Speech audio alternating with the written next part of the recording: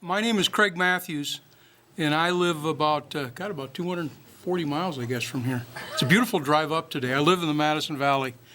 And first fly we're going to tie tonight is a fly we came up with, a long time ago, called a sparkle dun. And it's a very easy fly to tie, but it's always surprises me how many people have a hard time tying it. It imitates any emerging mayfly. All you have to do is vary the sizes and the colors. We came up with it actually as we were fishing the Henry's Fork of the Snake during one really heavy emergence of pale morning duns, and we had tied Swisher and Richards emergers using a duck quill segment to imitate a trailing shuck. And we're watching these big, and we had limited success with that, and we're watching these big rainbows as they're sipping these emergers, and it dawned on us, every dun that came by that was a stillborn or a cripple that had an attached nymphal shuck, whether it be attached to their tails, their wing, their legs, you'd see them, and the shuck would shimmer in the light, would sparkle.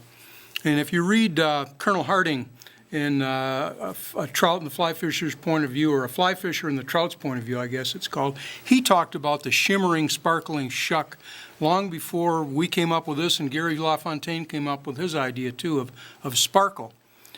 So with that said, in trout key on impaired crippled duns, they got a brain the size of a pea. They're not very brilliant, they're not very smart, but nature's building selectivity. And selectively they know that if an insect is trapped in the nymphal shuck and it can't escape readily by flying off, they'll key on those emergers. And this fly really does a good job imitating that kind of emerging mayfly. You begin, I'll just use any dry fly hook. This is a Tiemco 100, but certainly Dairiki or Gamakatsu or any of those, any good dry fly hook. And you begin tying it by laying a little foundation of your working thread on the hook shank. Next, and this is where everyone that ties this fly has a problem. And I hope you can, if you can see this or not. Notice this deer hair, it's fairly uniform in length. Maybe I can just show it to you this way easier. It's very clean deer hair. It's taken in October, usually during bow season. It's hollow. It's not coastal deer hair, which generally tends to be fine, but it's not hollow. You want hollow deer hair. Northern Montana, northern Idaho usually has the best deer hair, early season deer hair. It's very clean, but it's hollow. And the reason you want it hollow, well up into the tips, is to tie smaller flies with it.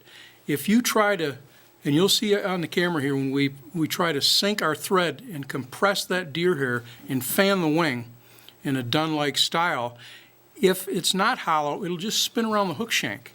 And you'll have a big wad of deer hair with a bunch of thread over it, and when you go to tie a proportioned body, you can't get that proportion right. That's why you want hollow deer hair. You don't want fine deer hair. You want actually coarse deer hair. Some mule deer, I've seen some really great mule deer that's super coarse. This piece of deer hair could probably tie size 18s and 20s very easily. Now to put the wing on, I kind of measure the wing. I want it to be about the length of a hook shank. I'll line it up about 2/3 of the way up the hook shank. I'll put one loose wrap with my thread in another loose wrap. Then I pull down, and see how that deer hair springs to life? If it doesn't spring, it's not hollow, and it's just going to continue to spin around your hook shank. Tie a couple more really good turns of your working thread. And now trim the butts of the deer hair. Now, right here, a lot of tiers would say, oh, you know what, I'm going to put the shuck on or the tail on, and then I'm just going to dub and let the dubbing hold the wing up. It may look that way, and it may look really great that night. You'll tie a dozen of them. The next morning you get up to put them in your fly box, and the wings are all facing forward. Not that they won't work, but if you want that wing to fan 180 degrees like it should, now's when you want to stand the wing up. Or, this may be easier for some of you, tying a shuck. We use Zelon, Antron Sync Zelon floats. They're both trilobal, they both sparkle like crazy. Zelon you can dye in any of the right colors.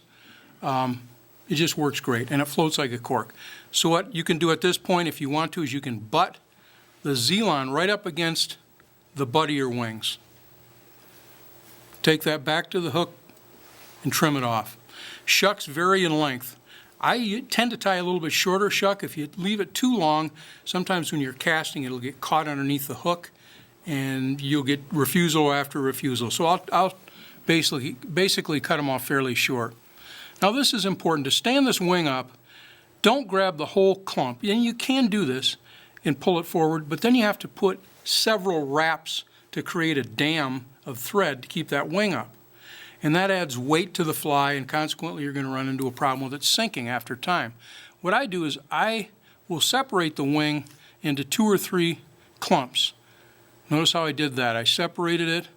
Now I separate the next third, put another wrap, and finally separate that last portion of deer hair and make a couple of good wraps in front of it. Now with any dubbing that you're comfortable with, whether it be superfine, beaver, some of the other synthetics, you want to build a fairly tapered, natural-looking silhouetted body.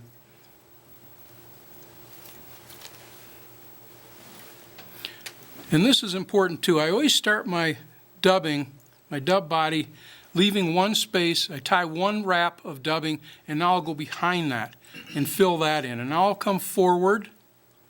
I'll leave a space behind the wing, right at the base of the wing. I'll come forward, and now I'll go back and fill that little portion in.